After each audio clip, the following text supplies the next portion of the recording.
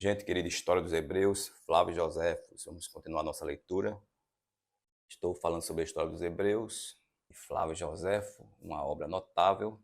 Estou lendo algumas partes, posso não ler a obra toda porque é notável, muito volumosa, mas estamos escolhendo algumas partes aqui para ler para vocês, tecendo alguns comentários. Depois da Bíblia, História dos Hebreus de Flávio Joséfo é a maior fonte de conhecimento sobre a história dos Hebreus e também do Império Romano, né?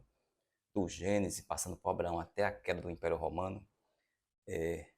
Flávio Joséfo é um historiador notável, uma fonte fabulosa de conhecimento sobre a história dos Hebreus e também sobre a história de Roma. Aqui ele fala sobre Gênesis 7 e 8. Deus então deu um sinal, o livre curso às águas, a fim de inundarem a terra, e elas elevaram-se por uma chuva contínua de 40 dias, até 15 côvados acima das mais altas montanhas. Não deixaram nenhum lugar para onde o povo pudesse fugir e salvar-se. Depois que a chuva cessou, passaram-se a 150 dias antes que as águas se retirassem. Somente no 27º dia do 7º mês, a arca se deteve sobre o vértice de uma montanha da Armênia. Noé então abriu uma janela e, vendo um pouco de terra ao redor da arca, começou a se consolar e a conceber melhores esperanças. Alguns dias depois, ele fez sair um corvo para saber se havia ainda outros lugares de onde as águas se tivessem retirado completamente, e se ele podia sair em perigo. O corvo, porém, achando a terra ainda toda inundada, voltou à arca. 7 dias depois, Noé fez sair uma pomba, e ela voltou com os pés lameados, trazendo no bico um ramo de oliveira, que fala sobre a inundação, o dilúvio, né, que a Bíblia faz referência.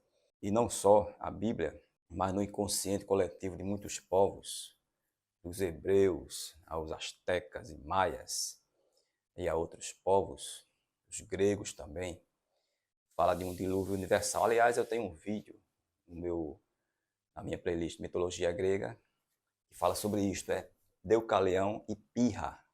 Deucalião, o Noé do texto da mitologia dos gregos.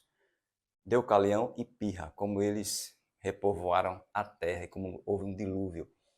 Então, vou deixar na tela final este vídeo sobre Deucalião e Pirra. Deucalião, o Noé da mitologia grega, para você assistir. Assim, continuando aqui, assim eles soube que o dilúvio havia cessado. Após haver esperado outros 7 dias, fez sair todos os animais que estavam na arca, e ele também saiu, com a mulher e os filhos, ofereceu um sacrifício a Deus em ação de graças e deu um banquete à família. Os armênios chamaram a esse lugar Descida ou Saída, e os seus habitantes apontam ainda hoje alguns restos da arca. Todos os historiadores, mesmo os bárbaros, falam do dilúvio da arca, dentre outros Berose, caldeu. Eis as suas palavras. Disse que ainda hoje se vê restos da arca sobre a montanha dos Córtines, na Armênia, e alguns levam desse lugar pedaços de betume, com o qual ela estava coberta, e dele se servem como impermeabilizante. Jerônimo egípcio, que escreveu sobre as antiguidades dos fenícios, e vários outros disso falam também. Nicolau de Damasco, no 96º livro de sua história, menciona esses termos. Na Armênia, na província de Miníade, uma alta montanha chamada Baris, sobre a qual disse muitos se salvarem durante o dilúvio, que uma arca cujos restos se conservavam por vários anos, na qual um homem se havia encerrado.